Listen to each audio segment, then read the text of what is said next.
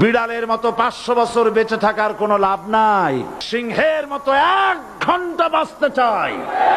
দীর্ঘ 19 বছর পর আল্লামা দেলোয়ার হোসেন সাঈদীর রেখে যাওয়া প্যারেড ময়দানে তাফসির পেশ করবেন মিজানুর রহমান আজহারী। আটক হবার আগে টানা 29 বছর এই মাহফিলে তাফসির পেশ করেছেন আল্লামা সাঈদী। স্মৃতি বিজড়িত সেই মাঠে এবার নতুন ইতিহাস গড়তে যাচ্ছেন জনপ্রিয় ইসলামী বক্তা মিজানুর রহমান আজহারী।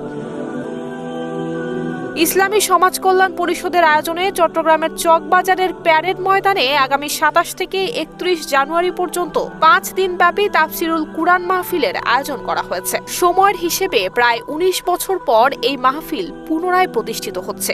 এই মাহফিলের ছন্দপতন ঘটেছিল 2006 সালে। বিগত জুলাই আগস্টের ছাত্র জনতার গণ অভ্যুত্থান তথা রাজনৈতিক পট পরিবর্তনের কারণে মাহফিল করার সুযোগ আসায় আবারও মুখরিত হবে চট্টগ্রামের প্যারেড ময়দান।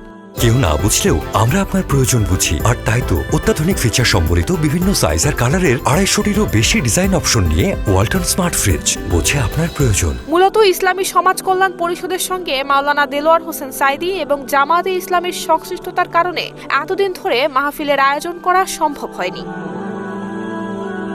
আল্লামা দেলোয়ার হোসেন সাঈদীর অনুপস্থিতিতে এবারই প্রথম তাফসির অনুষ্ঠিত হতে যাচ্ছে, যিনি দীর্ঘ 29 বছর ধরে টানা 5 দিন তাফসির মাহফিলে বয়ান করে গেছেন। 2006 সাল পর্যন্ত ঐতিহাসিক এই মাহফিলের প্রধান আকর্ষণ ছিলেন দেলোয়ার হোসেন সাঈদী। 2023 সালের 14 আগস্ট রাজধানীর বঙ্গবন্ধু শেখ মুজিব মেডিকেল বিশ্ববিদ্যালয় হাসপাতালে চিকিৎসাধীন অবস্থায় মৃত্যু হয় তার।